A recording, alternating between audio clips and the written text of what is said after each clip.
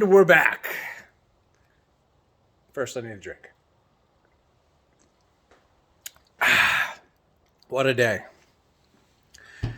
It's a KTM update. You can see him back there. The KTM update for the day. What did we do today?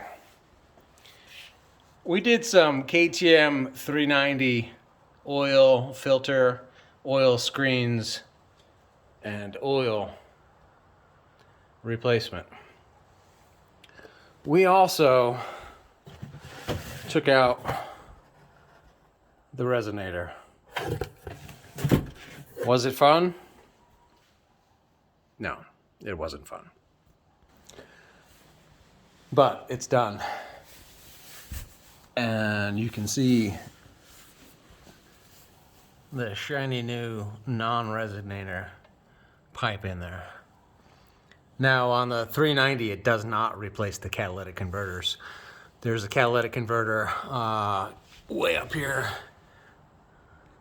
down there at the bottom of the front header pipe.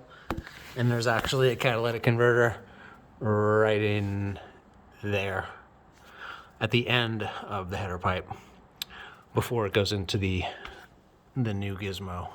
So yeah, the new gizmo required taking off the header, which I found to be the easiest way.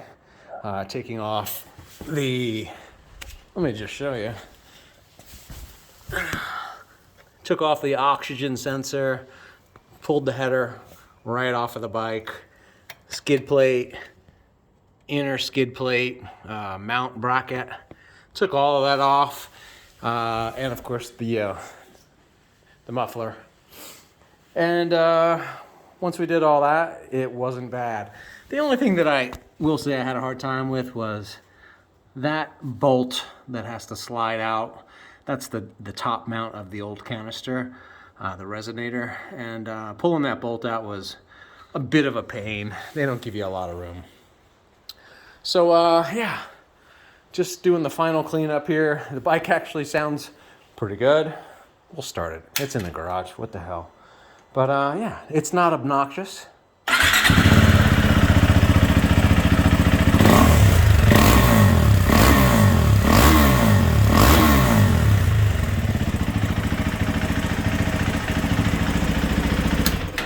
Of course, the bike is warm. I just rode it.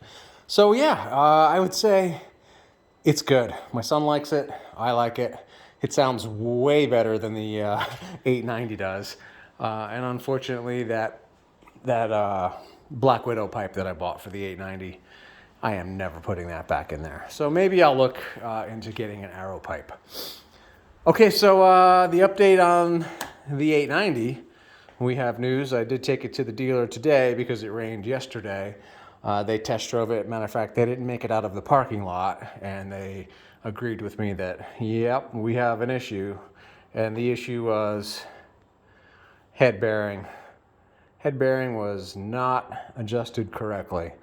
Now, I thought it could have been the head bearing, but when I sit on the bike, or when I did the other day, and I grabbed the front brake and I try to see if there's play in the front end, I couldn't feel any. But with my fat ass on the bike and under braking, it was obvious that that's what it was to the mechanic. So they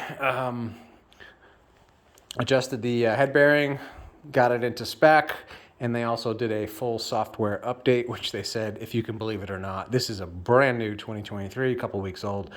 Software update's already been released. The software update takes 1 hour.